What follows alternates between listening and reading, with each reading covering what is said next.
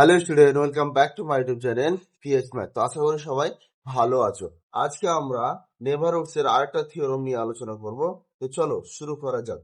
The intersection of a finite number of neighbourhoods of a point C is neighbourhood of C. দেখো, প্রথমে আমরা ধরে নিচ্ছি let x1, x2, dot dot dot dot dot, xn be finite number of NBD of C.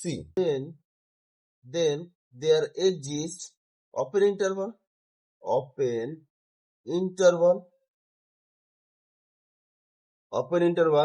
AI, BI such that C belongs to AI, BI subset XI. তাহলে এইটা আর এখানে লিখতে হবে কি হয়, যেখানে যেখানে I equal to 1, 2, dot dot dot n। তো দেখো, তাহলে আমরা যেটুকু ডেফিনেশন থেকে লিখতে পারি সেটুকু লেখা হয়ে গিয়েছে। এইবার আমরা ম্যাক্সিমাম আর মিনিমাম চুজ করব। তো ম্যাক্সিমাম ইন্টারসেকশনের ক্ষেত্রে এ কে ম্যাক্সিমাম নিতে হয়। আচ্ছা, এ কে কেন ম্যাক্সিমাম নিতে হয় তার একটা রিজন শুধু আমি বলে দিচ্ছি। সেটা হচ্ছে কি, এটা আমি A1, এটা নিলাম আমি B1, A2, B2। এইবার যদি ম্যাক্সিমাম এ যদি এই যদি আমাদের এ ম্যাক্সিমাম হয়, তাহলে ইন্টারভালটা এইদিকে যাবে। পরে দেখবেন বি যদি আমাদের মিনিমাম হয় তাহলে ইন্টারভালটা আমাদের এইদিকে যাবে। আর এটাই তো আমরা চাই, তাই না? এটাই তো আমরা ইন্টারসেকশনের ক্ষেত্রে কি হয়, ইন্টারসেকশন মানে কি ছোট হয়ে যাবে, একদম ইন্টারভালটা ছোট হয়ে যাবে। তো ধরো A1, B1 intersection A2, B2, তাহলে ইন্টারসেকশন করা মানে কি, সেটা ছোট হয়ে যাওয়া। এই জন্য আমরা এ কে কি নেবো, ম্যাক্সিমাম নেবো, আর বি কে কি নেবো, আমরা মিনিমাম। তো ইন্টারসেকশনের ক্ষেত্রে কোনো ঝামেলা নেই, ইউনিয়নের ক্ষেত্রে একটু প্রবলেম ছিল। তো অবশ্যই ইউনিয়ন যে থিওরেম সেটা আমি কমপ্লিট করে দিয়েছি। আর ইন্টারসেকশনের ক্ষেত্রে কোনো ঝামেলা নেই, তুমি এ কে ম্যাক্সিমাম নিয়ে নাও। তাহলে এ ম্যাক্সিমাম ম্যাক্সিমাম এখানে এটাও লিখতে পারো যে এ আই, এটা লিখতে পারো, কারণ আই ইকুয়াল টু কি জানো আমরা, এই যে, তাহলে এন পর্যন্ত হয়ে যাবে। বা এটা না লিখে তুমি এটাও লিখতে পারো, সেটা হচ্ছে তোমার a one A1, A2, dot dot dot dot dot AN, এটা minimum b minimum B1, sorry, B2, dot dot dot BN হলো।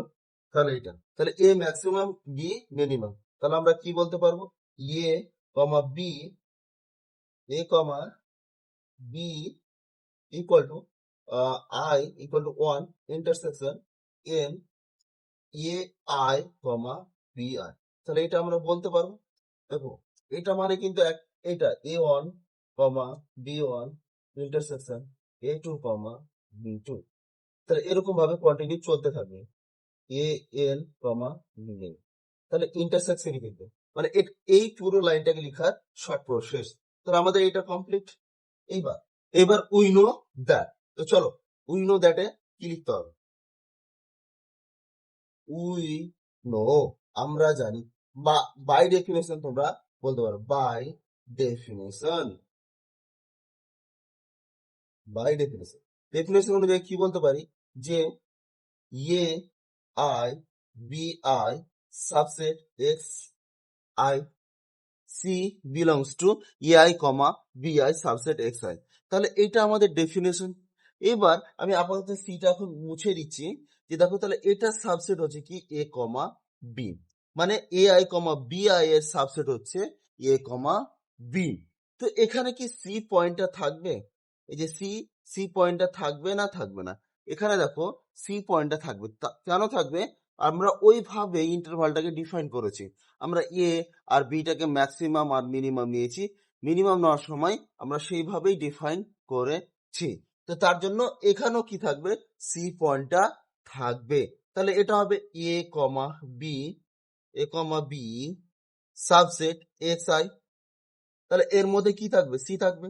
তাহলে c belongs to a b, এটা subset x1 intersection x2 intersection dot dot dot dot intersection xn, এটা এটা হবে। তাহলে অতএব last line লিখবো আমরা যে x1 intersection x2 intersection dot dot dot dot xn be xn neighbourhood nbd of C. তো আশা করি এটা বুঝতে পেরেছো।